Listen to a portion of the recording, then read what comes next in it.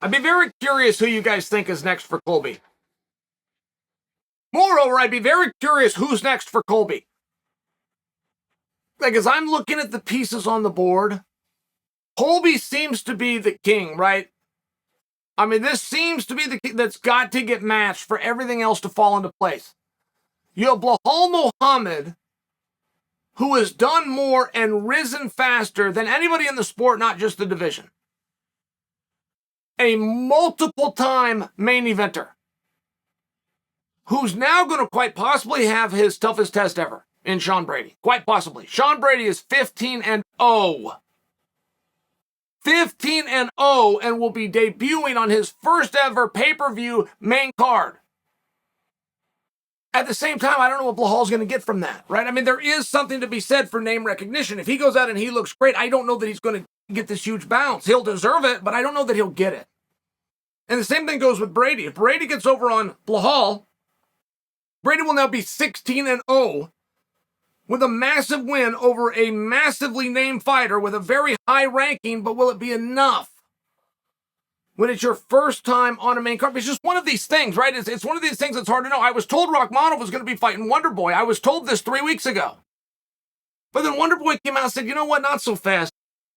I don't know that I need to get in there with another high-level wrestler right away. I think I want to do something in between as I'm working on my wrestling. I thought that was just talk. I thought they were going to make that fight. They didn't make it, and Rakhmonov isn't speaking up. I mean, Rakhmonov and Chimaev are really the same guy on paper.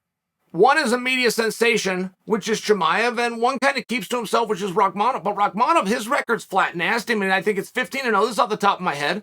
15-0, 8 submissions, 7 knockouts, or TKOs, or vice versa. He is for sure finished every single opponent, but it's 8 versus 7, one way or the other, with either submissions or TKO finishes. That is shocking to be able to do that 15 times and not be on the tip of everybody's tongue. Not to mention he's wrestling heavy out of Kakistan. Not to mention he's in the same division as Chimaev. Now, I hate the build. I hear it, and I'm not going to win this. There will be people in decision-making roles higher than me that will disagree with me, which is why I'm not going to win. I despise the build. The single greatest piece of marketing this sport has ever done, and it was on accident, it wasn't a plan, but it was Chimaev. To run him out there and run him out there again and then run him out there again, bounce in between weight classes, very short rest in between, anyone, anywhere, anytime. I have never seen a star be built faster than Chimaev, and that was the recipe, but we're not following that anymore. We don't know as fans, as we sit here today, if our media darling Chimaev is an 85-pounder or a 170-pounder. We should have crystal clarity on that. It should be crystal clear to us what weight class and who the opponent is and what the date is. That should have already been made. Or you're stopping a train on the tracks that is the single greatest marketing piece the sport's ever had. And here we are. I mean, I would love to see Chimaev versus Rakhmonov. And people will tell, no, it's not ready. We got to build Rakhmonov. Build him for what? He's fought 15 times. He's finished 15 people. Build him for what? Build him how? 15 times, all finishes. He's built. Well, no, I want to get him with the audience. I know what you mean. I know exactly what you mean. But show me somewhere in history that you've done it, and I'll shut up. Because I could tell you fight after fight after fight that we were building to.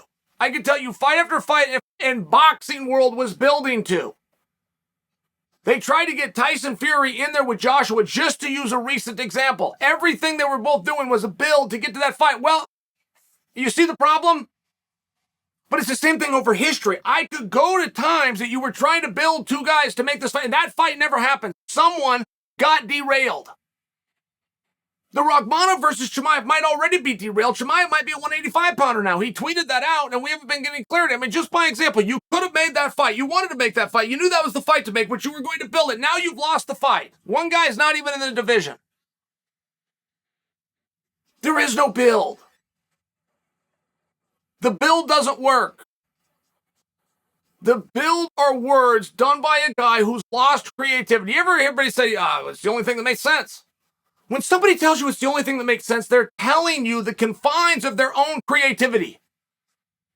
Any example you give me, any example, I will show you one back that had you been creative enough, you will see, oh, yeah, I hadn't thought of that. And I do think it's interesting, where's Colby going to go? Why is Blahal and Brady fighting, right? Like, at some point, Brady has to be pulled up. But why is Blahal's only reward for doing jobs that nobody else is willing to do that he gets asked to do more jobs that nobody else is willing to do? And it's one of those tough spots. It's one of those really tough spots.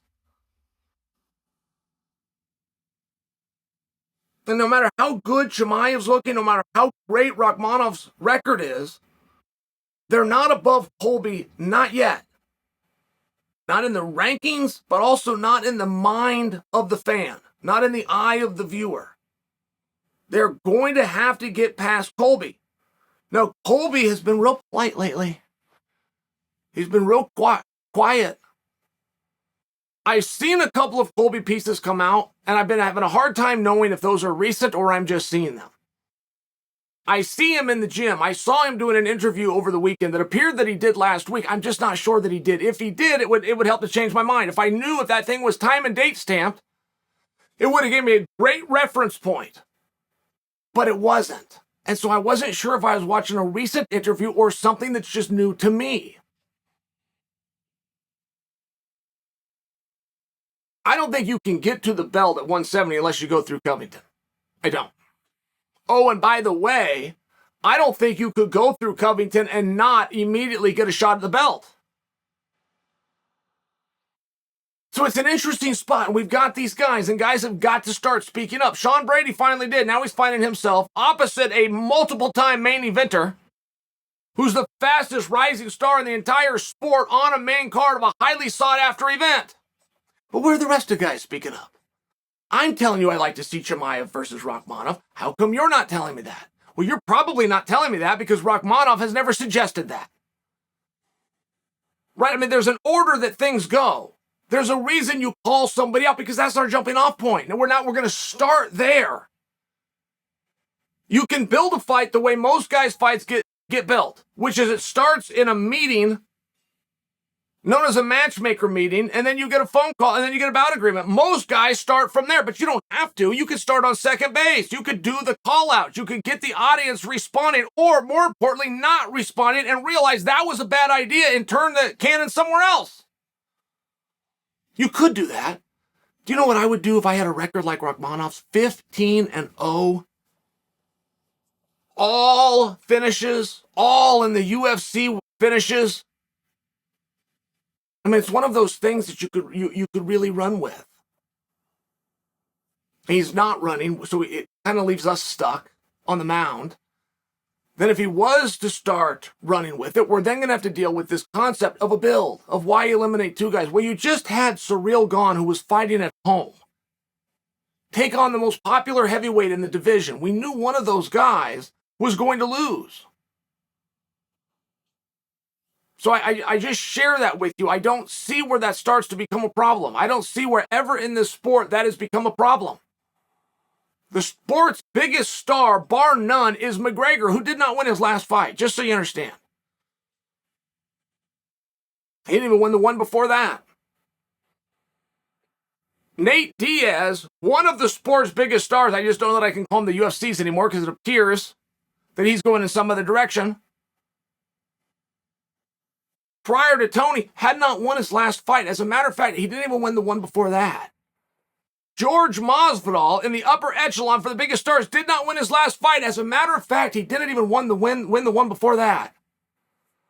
So this entire concept that you got to build a guy and that a guy's got to be undefeated, I can look at the evidence that's right in front of us and show you that's not true. You make the fights you want to make when you can make them, or you don't get the fight ever. You just simply don't ever get the fight. And when that was, we're going to wait to get Anderson Silva and Jon Jones in there. We're going to wait. We're going to do it, but we're going to wait. We're going to wait to get St. Pierre versus Anderson Silva in there. We're going to do it, but we're going to wait. You can wait, but then you won't get it. Those are big fights. I can show you big fights, medium fights, and little fights. When we've waited, the fights end up not happening. The build's a bad idea. Make the fight you can make when you can make it and get the fight to the ring. Everything else will sort itself out. You get the fighters in the ring, we'll take it from there.